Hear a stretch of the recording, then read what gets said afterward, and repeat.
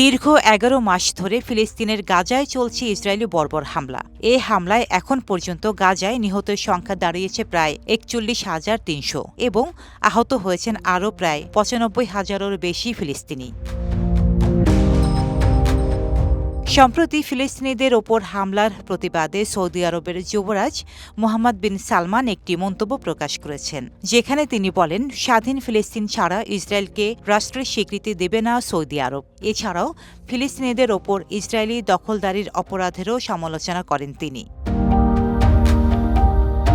তিনি বলেন, পূর্ব জেরুজালেমকে রাজধানী করে একটি স্বাধীন ফিলিস্তিন রাষ্ট্র প্রতিষ্ঠা করতে চায় সৌদি আরব। এই লক্ষ্য পূরণ হওয়া পর্যন্ত আমরা অক্লান্ত প্রচেষ্টা চালিয়ে যাব। আর আমরা অঙ্গীকার করছি যে স্বাধীন ফিলিস্তিন ছাড়া ইসরায়েলের সঙ্গে কোনো কূটনৈতিক সম্পর্ক স্থাপন করা হবে না। বার্তা সংস্থা রয়টার্সের প্রতিবেদন অনুযায়ী ইসরায়েলের সঙ্গে সৌদির স্বাভাবিক কূটনৈতিক সম্পর্ক স্থাপনে কিছু বিলম্ব হবে। রিয়াদের জন্য এই আলোচনার সবচেয়ে লাভজনক দিক হিসেবে অনেক বিশেষজ্ঞ যেটা ধারণা করেছেন তা হল এর বিনিময়ে মার্কিনীদের সঙ্গে একটি প্রতিরক্ষা চুক্তির দ্বার উন্মোচিত হতে পারে। ডেস্ক রিপোর্ট, সাম্প্রতিক দেশকাল।